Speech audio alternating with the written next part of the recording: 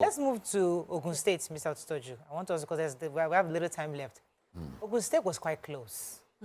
I mean, Dapo Abiodun was like he just managed. I mean, 13,000 is a small figure. Yes. I mean, for a sitting governor to be almost overthrown by the PDP. How did that happen? I mean, people know Adebutu was obviously very, very popular. You know, people were even scared that Dapo Abiodun had lost. Yes. So what do you think happened in Ogun State? First and foremost, Ibikunle Amosun's anti-party activities. Ibikunle Amosun, the immediate past governor, decided to work for the candidate of the ADC, be Otegbe. And Otegbe got more than 90,000 votes. You can imagine that if the 90,000 votes went to Dapo, yes. of course, Dapo will have had an unassailable lead, a much more comfortable lead. In 2019, Dapo won with just about 20,000 votes, very close. This time around, 13,915. And some of the balloting in Ogun East, naturally you want to give Ogun East to Dapo. But here was Adebutu even flogging the governor in his hometown. Both of them are from the same hometown, Iperu. So in the contest in that hometown of theirs, it was Adebutu that prevailed. And then beyond even Iperu, Shagam, Adebutu also prevailed.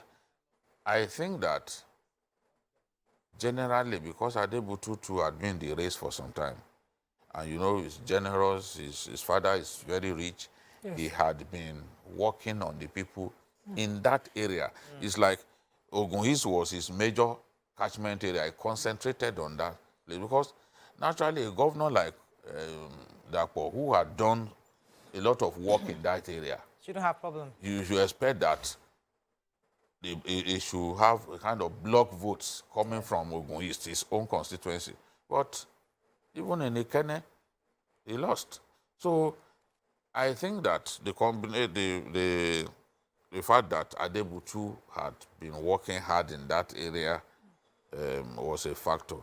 I also think that the anti-party activities of Ibikunle Amosun was a factor, because he shouldn't have been permitted to go outside of his party to openly support another candidate. So where we didn't expect